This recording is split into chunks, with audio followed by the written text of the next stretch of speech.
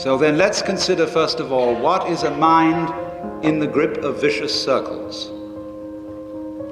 Well, one of the most obvious instances that we all know is the phenomenon of worry. The doctor tells you that you have to have an operation. And that has been set up so that automatically everybody worries about it. But since worrying takes away your appetite and your sleep, it's not good for you.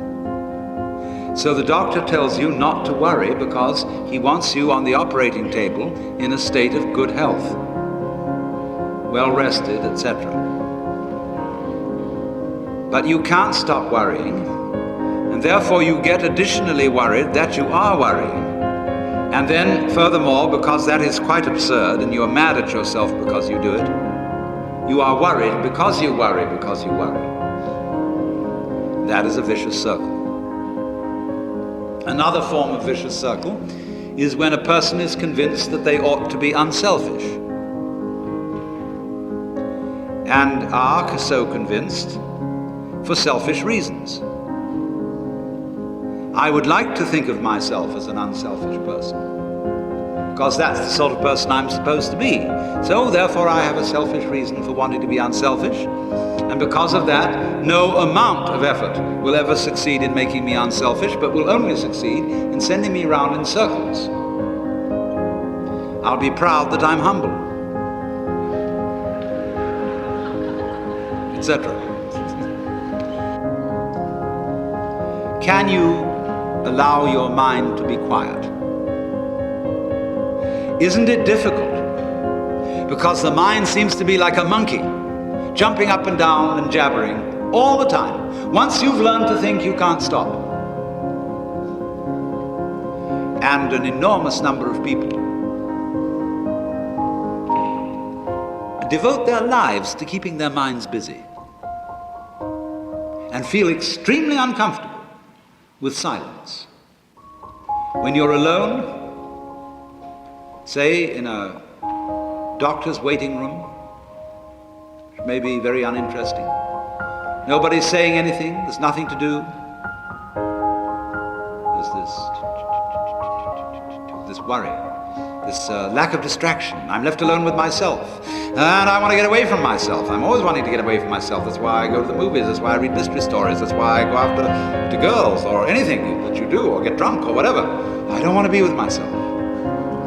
I feel queer. I feel like, you know how it is when you run your fingernails up a blackboard on a cold day? Creepy. So, well, why do you want to run away from yourself? What's so bad about it? Why do you want to forget this? Why do you want to become absorbed? Because you are addicted to thoughts. And this is a drug, a real dangerous one. Compulsive thinking, going on and on and on and on and on all the time. It's a habit. As you keep telling yourself where you are, who you are, what's going on, how good it is, how bad it is, reading the newspaper of your mind. You know a lot of people, they get hold of a newspaper, and the newspaper reads them, they don't read it. So there's a difficulty about stopping that activity. And you really have to stop it if you want to be sane.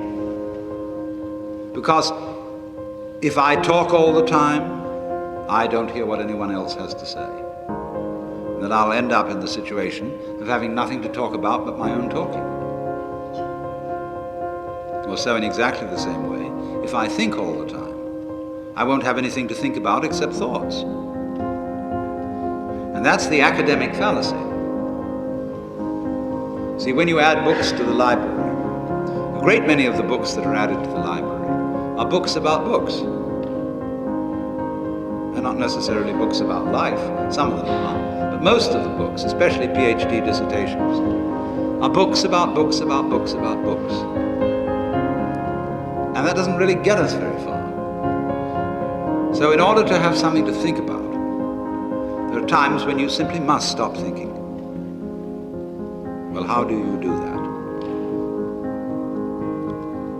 The first rule is don't try to, because if you do, you will be like someone trying to make rough water smooth with a flat iron. And all that will do will stir it up. So in the same way as a muddy, turbulent pool quiets itself when left alone, you have to know how to leave your mind alone. It will quiet itself